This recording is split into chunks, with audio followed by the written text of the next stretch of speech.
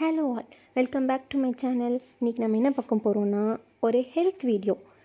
Dates milk செய்வது எப்படி, அதை தான் நம்ம இப்போ பார்க்க போகிறோம். டெய்லியும் டேட்ஸ் எடுத்துக்கிறது கேர்ள்ஸுக்கு ரொம்ப ரொம்ப இம்பார்ட்டண்ட். அண்ட் நம்மளோட பாடி ரொம்ப ஸ்ட்ரென்த்தனாகவும் பிளட் கவுண்ட் இன்க்ரீஸ் ஆகவும் ஹெல்ப்ஃபுல்லாக இருக்கும். 2 டேட்ஸ் எடுத்துக்கோங்க. டேட்ஸ் ஹை கேலரிஸ்னால 1 டேக்கு 3 to 4, 5 அவ்வளோதான் நம்ம கன்சியூம் பண்ணணும். அதிகமாக எடுத்துக்கூடாது. ஸோ 2 எடுத்துக்கோங்க. நல்லா க்ளீன் பண்ணிவிட்டு அதை குட்டி குட்டியாக கட் பண்ணிவிட்டு மில்க்குள்ளே போட்டு நல்லா சுண்ட காய்ச்சி எடுக்கணும். அதை நீங்கள் ஸ்பூன் வச்சு லோ ஃப்ளேமில் கிளறிட்டே இருந்தீங்கன்னா டேட்ஸ் மில்க் ஷேக் மாதிரி செம்ம திக்காக செம்ம டேஸ்ட்டாக இருக்கும். நீங்கள் எக்ஸ்ட்ரா சுகர் ஆட் பண்ண தேவையில்லை. டேட்ஸே ஸ்வீட்டாக தான் இருக்கும். இதை டெய்லியும் மார்னிங் கன்சியூம் பண்ணணும்.